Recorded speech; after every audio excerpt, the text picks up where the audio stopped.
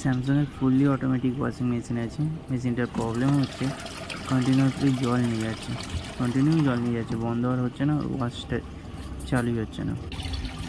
এর মেন কারণ হচ্ছে যে ওয়াটার লেভেল সেন্সার, যেটা সেন্স করে যে টপটা ভর্তি হয়ে গেছে। এই টপটা ভর্তি হয়ে গেলে সেন্স করে নেয়। এবার এই যে সেন্সারটা আছে, সেন্সারে যে কানেক্টার আছে, কানেক্টারটার প্রবলেম হয়েছে, রাস্ট লেগে গিয়ে এই সেন্সারের সাথে যে পিসিবির কানেকশান আছে সেটা ঠিকঠাক মতন কন্ট্যাক্ট করাতে পারছে না।